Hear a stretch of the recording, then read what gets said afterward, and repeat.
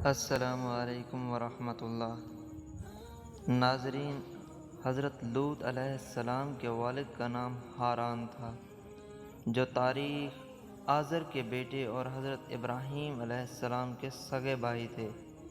یعنی حضرت لوط علیہ السلام حضرت ابراہیم علیہ السلام کے بھتیجے تھے۔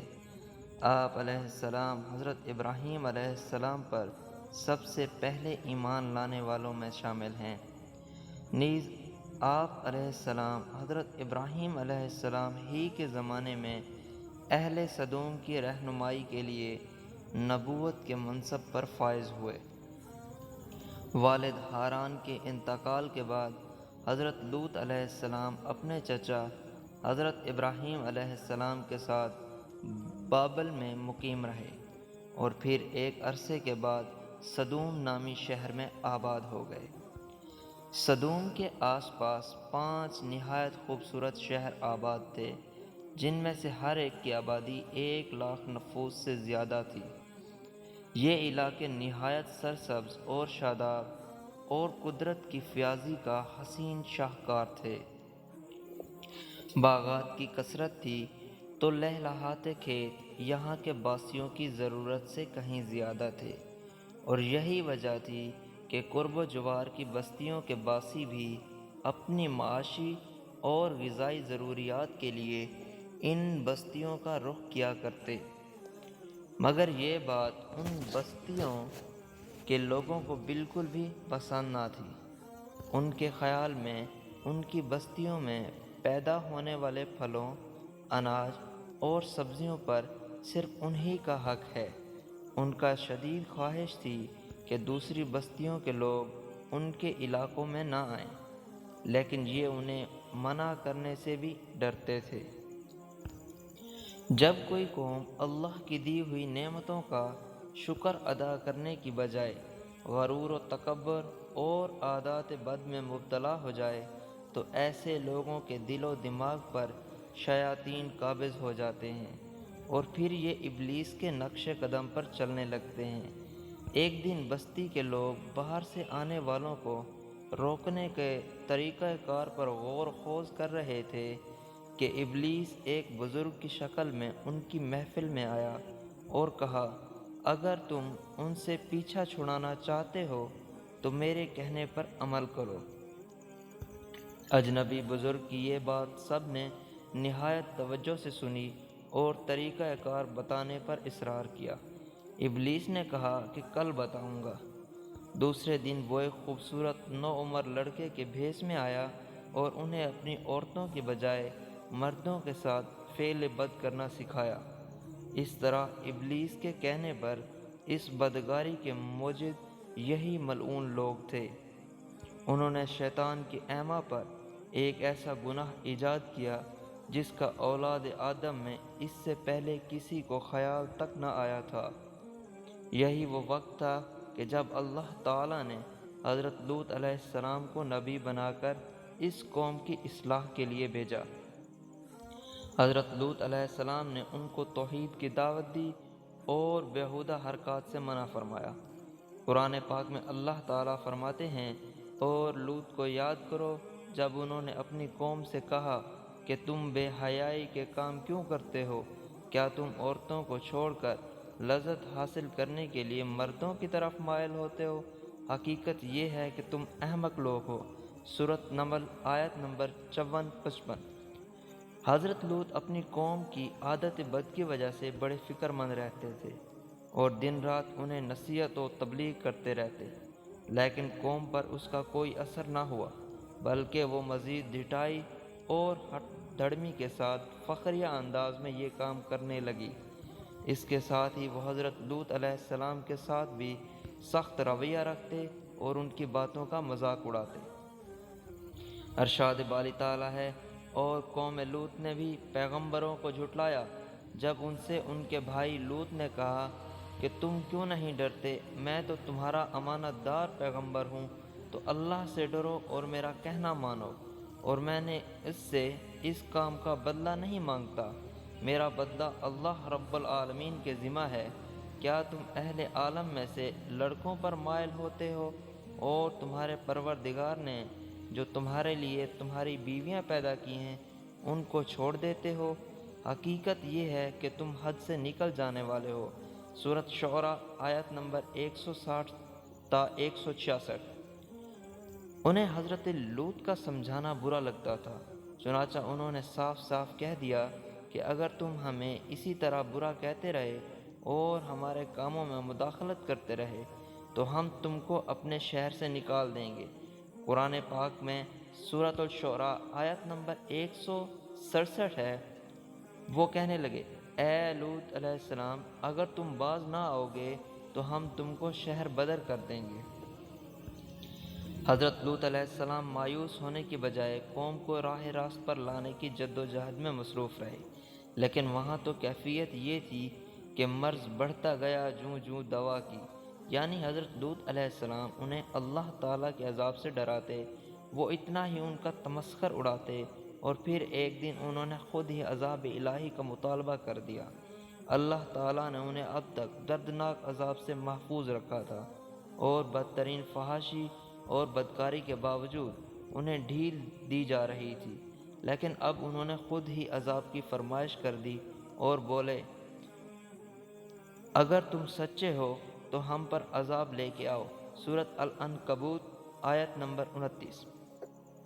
قوم کے اس مطالبے کے بعد حضرت لوط علیہ السلام کو یقین ہو گیا کہ اللہ تعالیٰ نے ان کے دلوں پر مہر صد کر دی ہے اور اب یہ راہ راست پر آنے والے نہیں، لہٰذا انہوں نے نہایت بے بسی کے عالم میں اللہ کے سامنے ہاتھ پھیلا دیے اور دعا کی، اے میرے پروردگار، ان مفسد لوگوں کے مقابلے میں میری نصرت فرما۔ سورۃ العنکبوت آیت نمبر 30۔ حضرت ابراہیم علیہ السلام کے گھر فرشتوں کی آمد ہوئی۔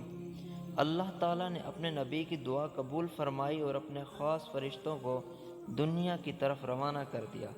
یہ فرشتے پہلے حضرت ابراہیم علیہ السلام کے پاس انسانی شکل میں تشریف لائے۔ اللہ تعالیٰ نے سورۃ الذاریات میں اس واقعے کو بیان فرمایا ہے۔ ان آیات کی تفسیر کچھ یوں ہے کہ جب وہ فرشتے ان کے پاس آئے تو سلام کیا، انہوں نے بھی جواب میں سلام کہا۔ حضرت ابراہیم علیہ السلام نے دیکھا کہ یہ تو انجان لوگ ہیں، تو انہوں نے مہمان نوازی کے تقاضوں کے پیش نظر انہیں عزت و احترام سے بٹھایا، پھر ان کے لیے گھر سے ایک بھنا ہوا موٹا بچڑا لائے اور کھانے کے لیے ان کے آگے رکھ دیا، لیکن انہوں نے کھانے کو ہاتھ نہیں لگایا، جس پر حضرت ابراہیم علیہ السلام نے ان سے استفسار کیا کہ وہ کھانا کیوں نہیں کھاتے۔ اس موقع پر حضرت ابراہیم علیہ السلام کے دل میں کچھ خوف بھی پیدا ہوا۔ فرشتوں نے جب حضرت ابراہیم علیہ السلام کے چہرے پر خوف کے آثار دیکھے تو کہا، آپ ہم سے خوف نہ کھائیے، ہم آپ کو ایک دانشمند بیٹے کی بشارت دینے آئے ہیں۔ حضرت ابراہیم علیہ السلام نے ان سے کہا، اے اللہ کے بھیجے ہوئے فرشتوں، اس کے علاوہ تمہارا اور کیا مقصد ہے؟ انہوں نے کہا، ہم گناہ گار قوم کی طرف بھیجے گئے ہیں تاکہ ان پر مٹی کے کنکر برسائیں، جو تمہارے رب کی طرف سے ان حد سے گزر جانے والوں کے لیے نشان زدہ ہیں۔ دراصل حضرت ابراہیم علیہ السلام اس لیے فکر مند ہو گئے تھے کہ فرشتے جس بستی کی جانب جا رہے تھے وہاں حضرت لوط علیہ السلام بھی رہتے تھے۔ حضرت سعدی رحمۃ اللہ فرماتے ہیں، فرشتے حضرت ابراہیم سے ملاقات کے بعد حضرت لوط علیہ السلام کی بستی پہنچے اور دوپہر کے وقت وہاں داخل ہوئے۔ جب وہ صدوم شہر میں پہنچے تو ان کی حضرت لوط علیہ السلام کے صاحبزادے سے ملاقات ہو گئی جو وہاں پانی بھرنے پہنچی تھی۔ فرشتوں نے لڑکی سے پوچھا، ہم یہاں کہیں ٹھہر سکتے ہیں؟ لڑکی نے جواب دیا، آپ یہیں رکے رہیں، میں واپس آ کر بتاتی ہوں۔ در حقیقت لڑکی کو ڈر ہوا کہ اگر یہ قوم کے ہاتھ لگ گئے تو ان سے بدسلوکی ہو سکتی ہے۔ وہ اپنے والد حضرت لوط علیہ السلام کے پاس تشریف لائیں اور صورتحال سے آگاہ کیا کہ اے ابا جان، شہر کے باہر چند اجنبی نوعمر لڑکے ہیں، کہیں ایسا نہ ہو کہ قوم ان کو پکڑ لے۔ قوم نے حضرت لوط علیہ السلام کو مہمانوں کو اپنے ہاں ٹھہرانے سے منع کیا، لیکن اس کے باوجود وہ چھپ چھپا کر انہیں اپنے گھر لے آئے۔ فرمان باری تعالیٰ ہے، اور جب ہمارے فرشتے لوط کے پاس آئے تو ان کے آنے سے غمناک اور تنگ دل ہوئے اور کہنے لگے، آج کا دن بڑی مشکل کا دن ہے۔ سورۃ ہود آیت نمبر 77۔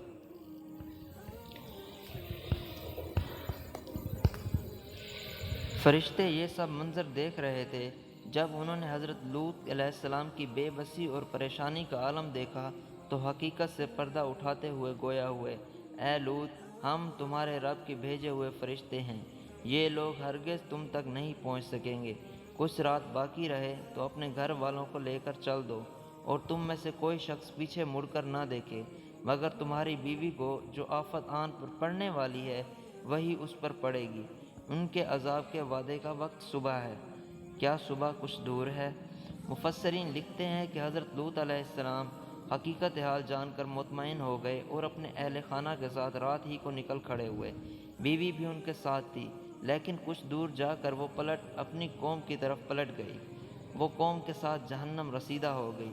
قوم حضرت لوط علیہ السلام کے گھر کا دروازہ توڑنے پر بضد تھی، چنانچہ حضرت جبرائیل علیہ السلام نے گھر سے باہر نکل کر اپنے پر کا ایک کونا انہیں مارا، جس سے ان سب کی آنکھوں کے ڈھیلے باہر نکل آئے اور بصارت زائل ہو گئی۔ یہ خاص عذاب ان لوگوں کو پہنچا جو حضرت لوط علیہ السلام کے پاس بدنیتی سے آئے تھے۔ صبح عذاب عام میں پوری قوم تباہ ہو گئی۔ قرآن کریم میں ارشاد ہے، اور انہوں نے لوط سے ان کے مہمانوں کو لینا چاہا تو ہم نے ان کی آنکھیں اندھی کر دیں۔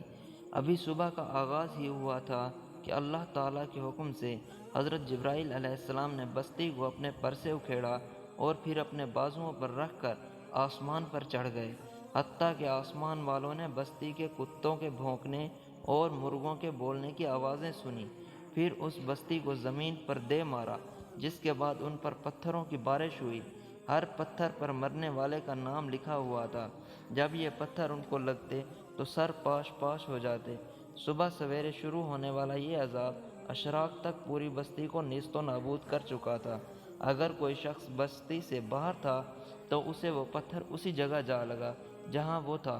اللہ تعالیٰ نے قرآن پاک میں فرمایا، پھر جب ہمارا حکم پہنچا تو ہم نے وہ بستیاں الٹ دیں اور اس زمین پر کنکر کے پتھر برسنے شروع ہو گئے جو لگاتار گر رہے تھے۔ سورۃ ہود آیت نمبر 81-82۔ قوم لوط کی ان خوبصورت بستیوں کو اللہ تعالیٰ نے ایک انتہائی بدبودار اور سیاہ جھیل میں تبدیل کر دیا، جس کے پانی سے رہتی دنیا تک کوئی فائدہ حاصل نہیں کر سکتا۔ سمندر کی اس خاص حصے میں کوئی جاندار مچھلی، مینڈک وغیرہ زندہ نہیں رہ سکتا، اسی لیے اسے بحیرہ مردار کہا جاتا ہے۔ اس کے مغرب میں اسرائیل اور مشرق میں اردن واقع ہے۔ بحیرہ مردار کا یہ علاقہ سطح سمندر سے 420 میٹر یعنی 1378 فٹ نیچے ہے۔ اس جھیل کی لمبائی 67 کلومیٹر یعنی 42 میل اور چوڑائی 18 کلومیٹر ہے۔ اس کا پانی حد سے زیادہ نمکین ہے۔ اس کے ارد گرد کی زمین، جو کبھی دنیا کی سب سے زیادہ سرسبز و شاداب زمین تھی، بنجر اور صحرائی زمین میں تبدیل ہو چکی ہے، اور اب یہ دنیا کا ایسا مقام ہے جہاں زندگی شروع نہیں کی جا سکتی۔ دنیا کی 5 حسین ترین بستیوں میں آباد قوم لوط کو اللہ تعالیٰ نے 2200 قبل مسیح نیست و نابود فرما دیا اور دنیا کے لیے عبرت کا نشان اور عقل و شعور رکھنے والوں کے لیے نصیحت بنا دیا۔ کچھ سال پہلے بحیرہ مردار کے ساحل پر قوم لوط کی بستیوں کے بعض تباہ شدہ آثار نظر آئے، جن کو اللہ تعالیٰ نے 1400 برس پہلے قرآن کریم میں فرما دیا تھا کہ ہم نے اس بستی کو صریح عبرت کی نشانی بنا دیا ہے ان لوگوں کے لیے جو عقل رکھتے ہیں۔ سورۃ العنکبوت آیت نمبر 35۔ اللہ رب العزت سے دعا ہے کہ اللہ پاک ہماری نسل کو اس برائی سے محفوظ فرمائے، آمین۔ ناظرین، اگر آپ کو ہماری ویڈیو اچھی لگی ہے تو ہمارے چینل کو سبسکرائب ضرور کیجیے تاکہ ہماری آنے والی تمام ویڈیوز آپ تک پہنچتی رہیں۔ اللہ پاک آپ کو اور ہمارا حامی و ناصر ہو۔ اللہ حافظ۔